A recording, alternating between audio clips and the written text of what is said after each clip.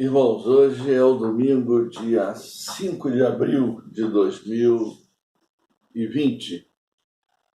Estamos outra vez impossibilitados de estarmos juntos, reunidos na casa do Senhor para prestar culto de adoração a Ele, para também adorá-lo com o nosso culto e ainda para dar oportunidade de salvação a quem ainda não aceitou Jesus como Senhor e Salvador.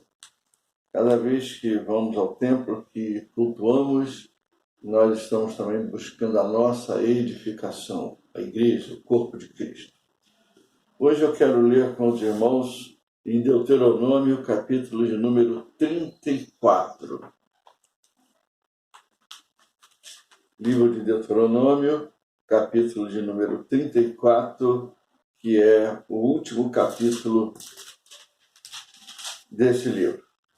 Diz assim: Então subiu Moisés das campinas de Moabe ao monte Nebo, ao cimo de Pisga, que está de fronte de Jericó, e o Senhor lhe mostrou toda a terra de Gileade até Dan, e todo Naftali e a terra de Efraim e Manassés, e toda a terra de Judá até ao mar ocidental, e o Neguebe, e a campina do vale de Jericó, a cidade das palmeiras, até Zoar. Disse-lhe o Senhor: Esta é a terra que, sob juramento, prometi a Abraão, a Isaque e a Jacó, dizendo: À tua descendência a darei, eu te faço vê-la com os próprios olhos, porém não irás para lá. Assim morreu ali Moisés, servo do Senhor, na terra de Moabe, segundo a palavra do Senhor. Este o sepultou num vale na terra de Moabe, de fronte de Bet-peor, e ninguém sabe até hoje o lugar da sua sepultura. Tinha Moisés a idade de 120 anos quando morreu. Não se lhe escureceram os olhos, nem se lhe abateu o vigor. Os filhos de Israel prantearam Moisés por 30 dias nas campinas de Moabe. Então se cumpriram os dias do pranto no luto por Moisés. Josué, filho de Num, estava cheio do espírito de sabedoria, porquanto Moisés impôs sobre ele as mãos. Assim, os filhos de Israel lhe deram ouvidos e fizeram como o Senhor ordenara a Moisés. Nunca mais se levantou em Israel profeta algum como Moisés, com quem o Senhor houvesse tratado face a face, no tocante a todos os sinais e maravilhas que, por mando do Senhor, fez na terra do Egito, a Faraó, a todos os seus oficiais e a toda a sua terra. E no tocante a todas as obras de sua poderosa mão e aos grandes e terríveis feitos que operou Moisés à vista de todo o Israel. Deus abençoe a leitura da sua palavra. Quero tirar daqui para os irmãos 3 reflexões que podem ser úteis à nossa vida diária, ao nosso crescimento diante do Senhor. O primeiro deles é o fato de que nós na vida temos planos e Deus tem planos para a nossa vida também. A primeira lição é exatamente o fato de que o plano de Deus para nós é melhor, é sempre melhor. Diz aí o texto, no capítulo 34, que nós lemos, no versículo de número 5, que ali Moisés morreu. O plano de Moisés era entrar na terra. Isso está registrado no início do livro, no final do capítulo 3 de Deuteronômio, que o irmão pode ler depois. Então Moisés orou ao Senhor, queria entrar na terra, afinal de contas, humanamente falando, ninguém tinha mais direito de entrar nessa terra do que o próprio Moisés, porque afinal, por 40 anos, ele trouxe o povo do Egito até a terra. E agora, na hora de entrar, quando ele quer entrar, o Senhor disse para ele: não me fale mais nisso, prepara Josué. Muito bem, esse Moisés ainda Deus permite a ele que ele olhe a terra. Versículo 4 diz, versículos 1, 2 e 3, 4 dizem como era a terra, e ele olha toda a terra. Ele olha a terra, vê onde o povo vai ficar, vai habitar, tudo direitinho, onde Josué vai lutar para entrar, e luta e entra, mas Moisés apenas olha.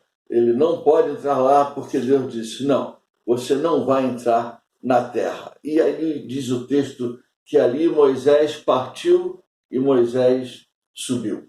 Ele queria entrar, mas Deus não permitiu.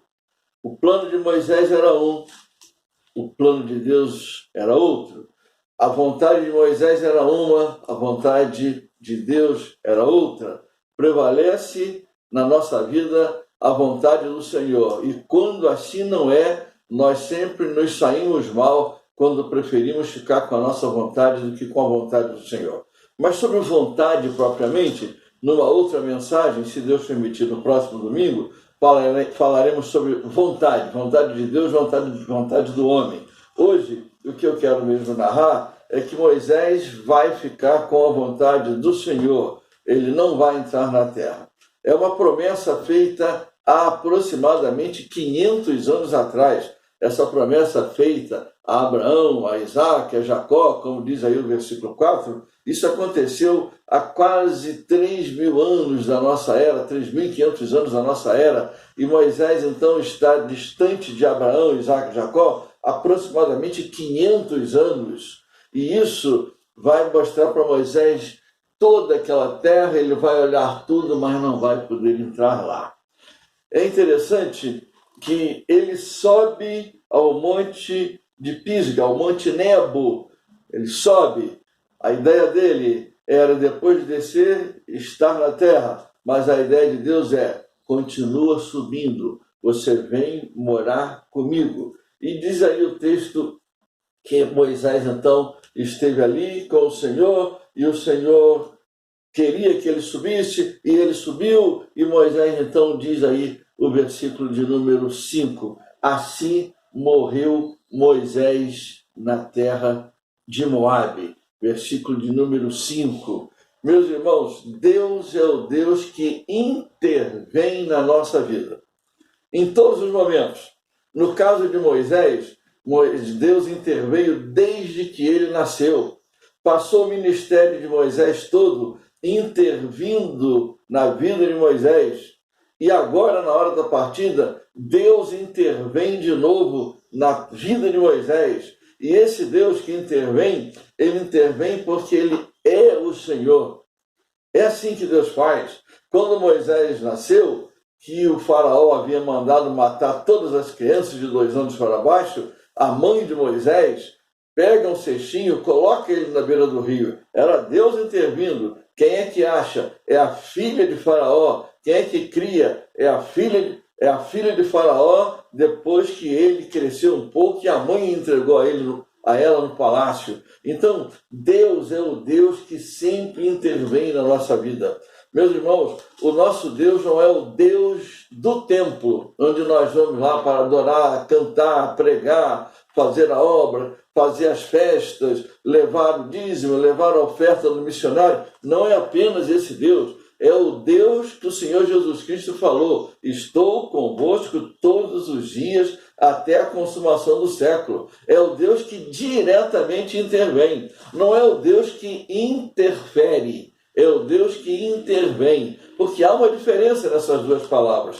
Interferir é alguém que está se intrometendo. É quando eu, por exemplo, estou interferindo na conduta de algum parente meu, de algum amigo meu, vou eu lá falar como é que faz. Isso é interferência, estou interferindo. Intervém é quem tem direito, é o interventor, é quem tem autoridade, é um termo jurídico, inclusive, é o interventor. Ele pode chegar e fazer. Deus é assim.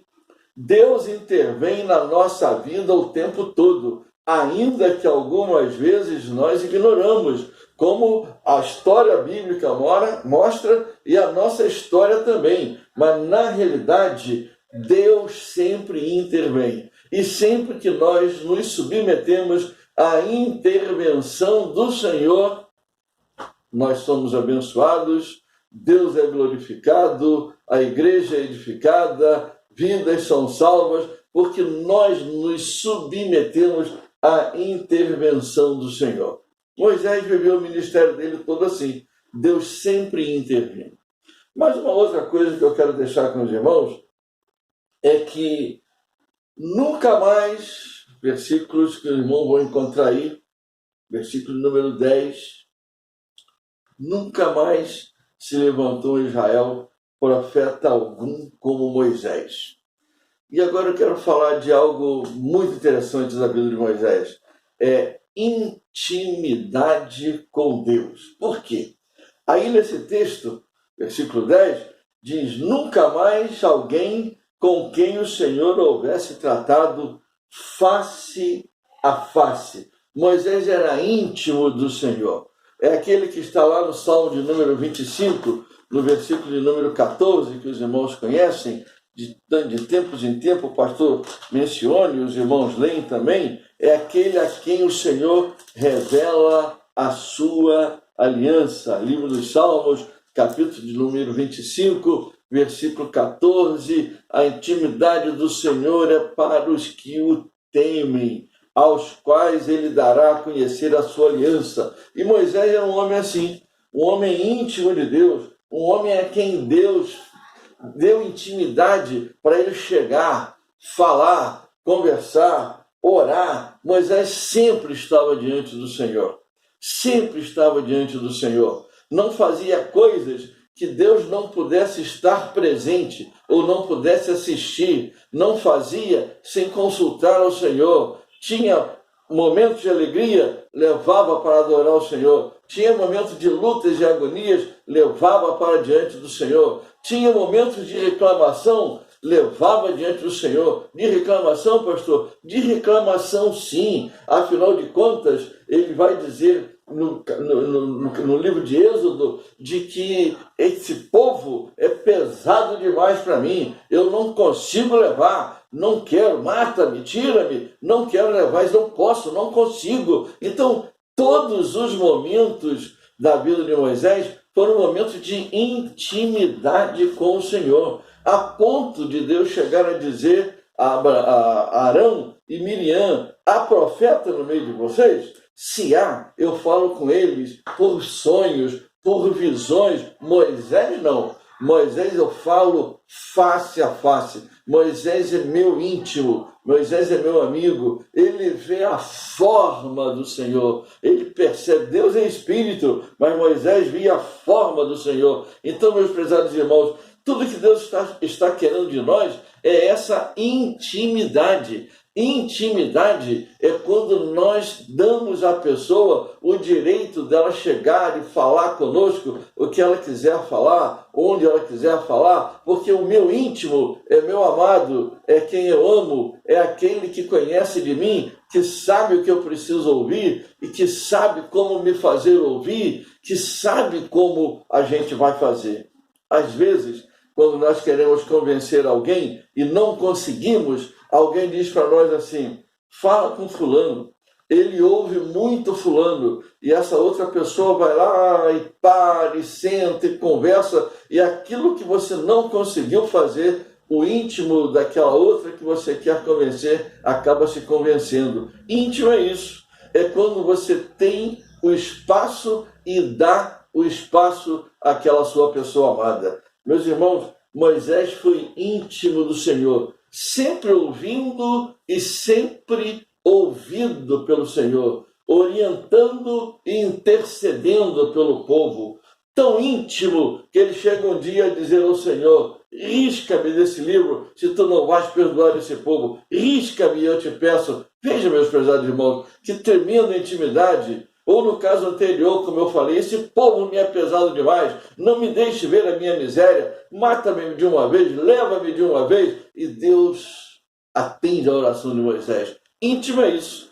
Homens e mulheres de Deus que ao longo da história têm sido íntimos de Deus. Abraão, íntimo de Deus. Samuel, íntimo de Deus, o próprio Davi, íntimo de Deus, com todas as lutas e dificuldades, íntimo de Deus, homens a quem Deus ouvia, homens a quem Deus falava.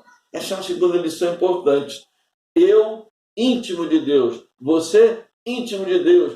Quanto mais o buscamos na palavra, na oração, na comunhão da igreja, mais íntimos de Deus nos tornamos. Íntimo é aquele que passa mais tempo com a pessoa de quem quer se tornar íntimo. Não há intimidade quando nos vemos de longas datas, de tempos em tempos. Isso acontece conosco até na nossa família. Eu, por exemplo, que tenho 33 primos, nós somos 34 netos, há primos que eu sou mais íntimo. Por quê? Porque nos criamos mais perto, nos criamos juntos, nos vemos quase todos os dias, passamos sempre um na casa do outro. Então temos essa intimidade. Íntimo é aquele que você chega na casa do seu parente e você tem tanta intimidade que você vai no fogão e destampa a panela, vê o que tem lá, vê o que ele está... Isso se chama intimidade. Mas o que é isso? O que leva a isso? O tempo decorrido junto, o tempo passado junto. A nossa intimidade com Deus está diretamente ligada ao tempo que eu passo com esse Deus. A cada dia, lendo a palavra, orando ao Senhor, procurando saber o que Ele quer da minha vida. E o último e terceiro ponto que eu quero deixar com os irmãos é exatamente de que Moisés viveu uma vida completamente dedicada ao Senhor. Os estudiosos dizem que a vida de Moisés se divide em 3 etapas de 40. Diz o texto que ele tinha 120 anos. Aí mesmo, o versículo 7 diz isso. Moisés tinha 120 anos, tinha os olhos ainda funcionando, não tinha óculos naquela época, nem ele precisava, tanto que Deus leva ele ao monte mundo, ele olhar tudo. Moisés tinha vigor, diz o versículo 7, tudo bem que ele não tinha mais os 80 anos de quando ele começou a tirar o povo do Egito. Mas ele estava bem, estava inteiro, como nós brasileiros dizemos. Pois então, esse homem viveu a vida toda para o Senhor. 3 etapas de 40. 40 no Egito, quando ele tem que sair do Egito, vai para Midian, 40 em Midian, no deserto, e 40 carregando o povo ao longo do deserto. Esse Moisés viveu toda a sua vida dedicada à obra do Senhor. E quanto mais o tempo passava, e quanto mais a intimidade aumentava, e quanto mais ele conhecia de Deus, mais poderoso ele se tornava em palavras e ação. Afinal de contas, como terá sido a primeira praga quando ele vai? A primeira entrada no palácio para falar com o faraó já é realmente de deixar de perna bamba. Mas lá foi Moisés para falar com o faraó. E diz o que vai acontecer. Vem a primeira praga. Como será isso? Mas Deus diz, vai lá, toca as águas do rio. E assim vai. Segunda, terceira, e a confiança de Moisés vai aumentando, vai aumentando. É assim a nossa vida.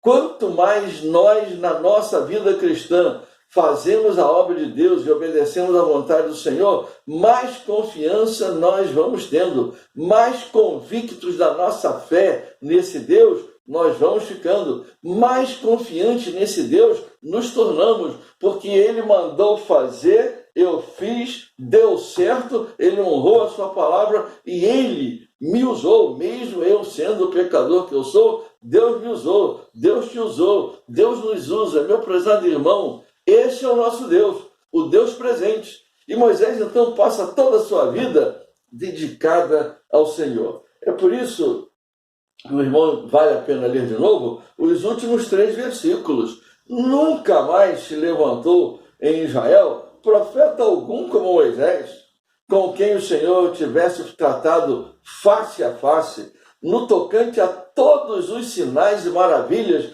que por mando do Senhor fez na terra do Egito, a Faraó, a todos os seus oficiais e a toda a sua terra. Os generais de Faraó respeitavam Moisés.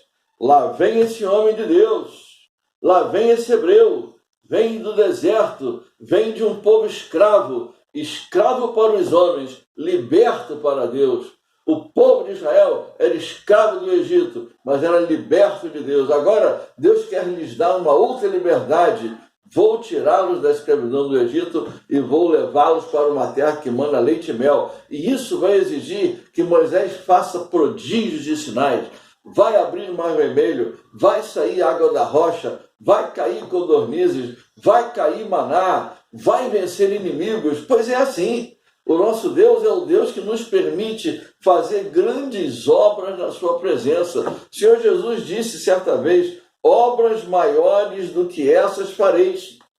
Até porque o tempo do nosso ministério na terra é maior do que o tempo do ministério de Jesus na terra, de corpo presente. Então, Pedro, Tiago, João, Paulo, eles tiveram um tempo de ministério maior do que o de Jesus. E por isso, ou por causa do que o Senhor Jesus permitiu, eles fizeram coisas grandiosas também, como Moisés fez, como Deus tem feito através de nós, ainda que muitas vezes o que nos atrapalha é o que nós chamamos de grandiosidade. Então, nós chamamos de grandioso, geralmente, o que é fisicamente grande. Para Deus, não. Deus destaca homens e mulheres que nós, às vezes, nem levamos em conta. Por exemplo, Jesus disse que João Batista não nasceu entre os homens nenhum maior do que ele. Como entender isso? Se João Batista não fez nenhum milagre. Nenhum milagre. Pelo contrário, a mensagem de João Batista é uma mensagem dura, raça de víbora. Pois o Senhor Jesus disse: esse foi o maior entre os homens. Então, é porque Deus mede de outra forma. Então, meu prezado irmão, eu e você podemos estar fazendo grandes coisas, coisas grandiosas, e faremos ainda mais se realmente nos dedicarmos como Moisés dedicou. Talvez você me diga assim: Senhor, ô pastor, mas Moisés não teve vida. Teve? Qual foi a vida de Moisés? Viver para aquele que um dia o salvou das águas, o tirou do palácio, o levou para o deserto, fez voltar ao Egito e tirou o povo da escravidão do Egito, levou para uma terra prometida. Meu prezado irmão, esse é Moisés. Diz aí o finalzinho, versículo 12, no tocante a todas as obras de sua poderosa mão e aos grandes e terríveis feitos, terríveis mesmo. Já imaginaram, depois que ele disse que a última praga ia cair, como foi terrível na terra do Egito?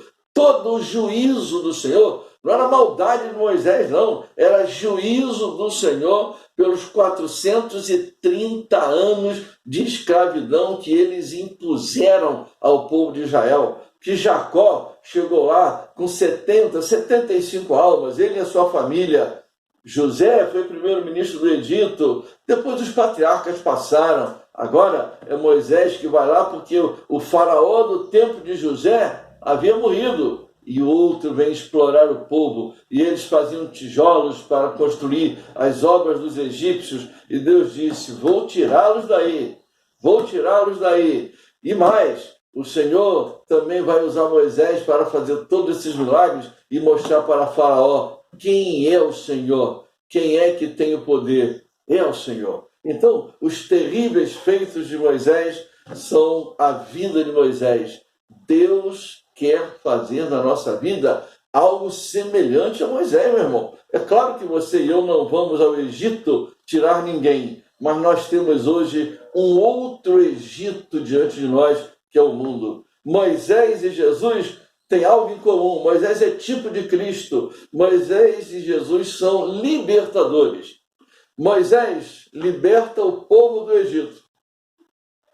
Jesus liberta o povo do pecado. Olha aí, eu e você com a possibilidade de libertarmos o povo do pecado. O mundo de hoje está completamente atordoado. Não está atordoado por causa da Covid-19, não. Já estava atordoado antes, mas vinha se enganando, como Paulo vai escrever nas cartas pastorais, fazendo shows, fazendo eventos, fazendo isso, fazendo Olimpíada, fazendo Copa do Mundo, fazendo Pan-Americano disso e daquilo. Nada de pecado nisso, mas o fato é que essas coisas cada vez mais afastam o homem de Deus. Pois agora, com um inimigo invisível, e esse é o nosso grande drama, nós não temos como vencer. É como se Deus estivesse dizendo assim, está vendo? Como vocês não mandam nada, como a ciência, a tecnologia e os recursos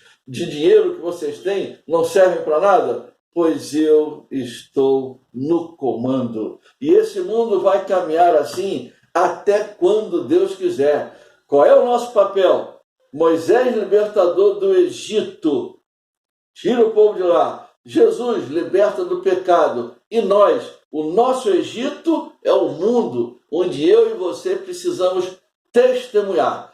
Dentro do templo, nós adoramos ao Senhor. Fora do templo, nós resgatamos pecadores do mundo, do Egito, do pecado. Que Deus te ajude, meu irmão, a pensar e a refletir. Há outras lições mais aqui no texto, mas basta. Você já entendeu. Moisés é o homem que Deus tem intervindo toda a sua vida, interveio em toda a sua vida. Moisés é o homem que tem uma vida íntima com Deus. Moisés é o homem que vive uma vida completamente dedicada ao Senhor. Que seja assim conosco, que esse tempo que nós estamos tendo dentro das nossas casas, faça desse tempo não um tempo de tédio e depressão, mas um tempo de crescimento espiritual na palavra e na oração.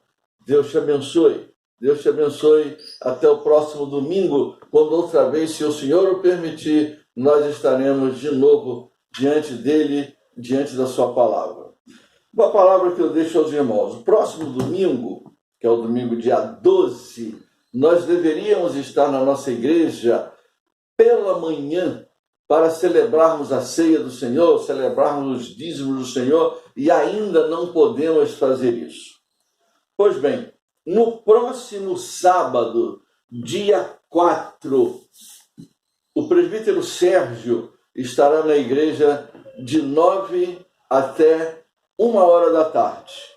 Isso no próximo sábado. Então, sábado que vem, o presbítero Sérgio estará na igreja de 9 a 1h da tarde.